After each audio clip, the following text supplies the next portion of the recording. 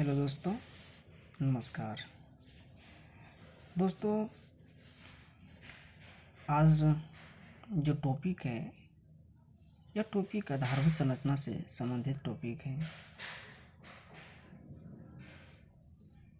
आज का topic PPP model, जो आधारभूत संरचना में एक महत्वपूर्ण भूमिका अदा करती है।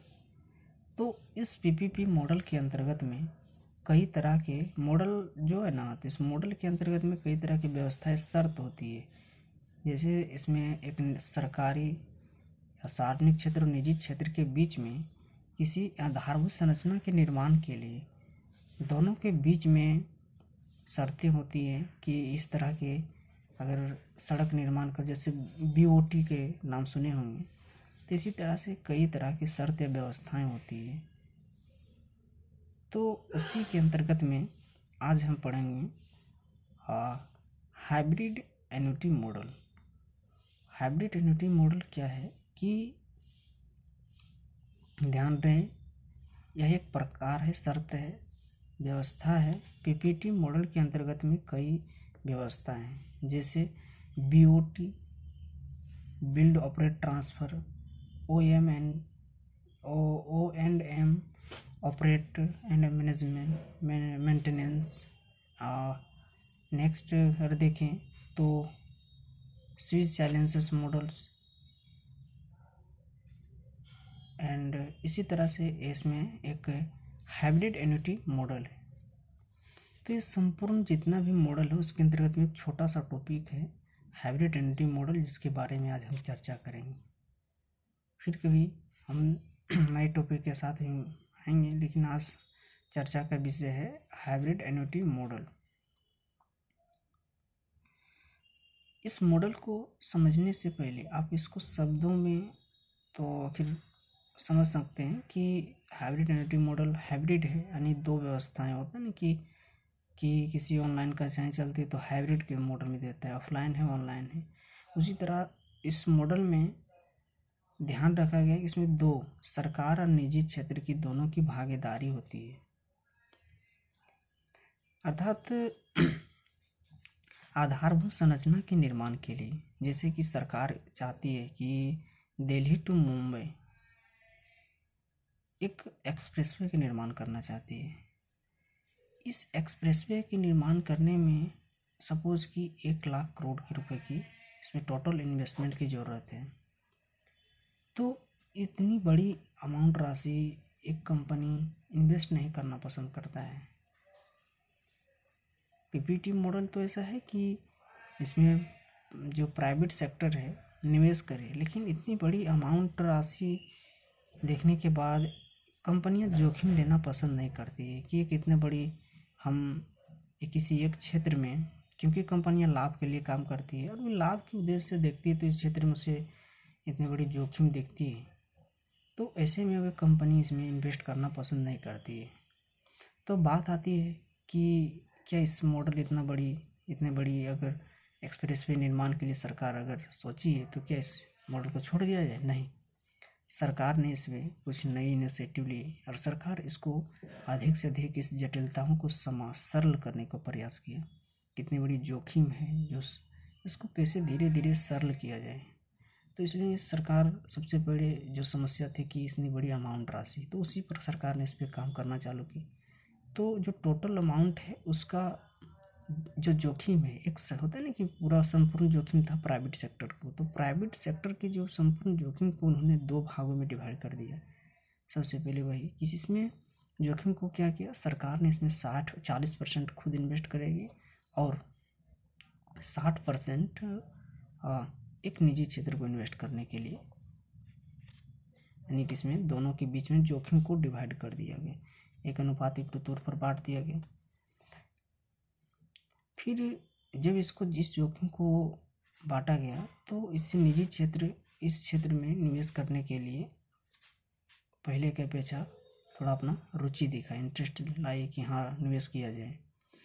फिर जब जोखिम बांट दी गई, तो इसके बाद धीरे धीरे आगे इसकी पहल बढ़ी। तो जैसे कि इसमें 40-60 का अनुपात रखा गया।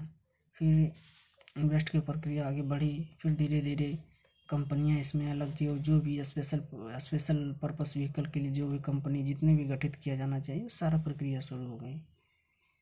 तो इसके अंतर्गत में जोखिम बांटना प्लस इस तरह से एक सरकार जब खुद इसमें इन्वॉल्व होती है तो ना केवल इसमें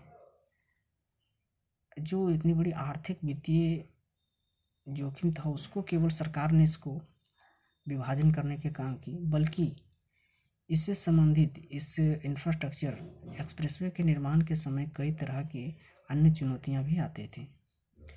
जब सरकार इसमें अपनी इन्वेस्ट करती है तो जो अन्य चुनौतियां जैसे कि एक सड़क एक्सप्रेसवे बनाने के समय सर्वे करना, ये तो प्राथमिक रूप से कार्य है कि सबसे पहले सर्वे किया जाए, सर्वे करने के बाद लैंड एक्वाजिशन करना, भूमि अधिग्रहण संबंधी करना, और कई तरह के मंत्रालय है जैसे कि पर्यावरण मंत्रालय तथा अन्य तरह के मंत्रालय, हर तरह की सब जो समस्या होती थी, तो इस तरह की समस्या से निपटने के लिए सरकार इस पे निजी क्षेत्र को इससे अलग रखा। इस तरह की जो समस्या के लिए सरकार जब इन्वॉल्व होती है तो सरकार इसमें खुद अपने आप में इनिशिएटिव बनती, मतलब इसमें अपने से खुद पर जिम्मेदारी लेती है और निजी क्षेत्र को और इससे जटिलताओं को समाप्त कर, अर्थात निजी क्षेत्र को अधिक से अधिक सहज बनाया गया है। इस मॉडल के अंतर्गत में निजी क्षेत्र को किसी ऐसे क्षेत्र भी ऐसी कुछ कार्य प्रणाली में इन्वॉल्व नहीं किया गया है जो उसको इसके बाधक बने।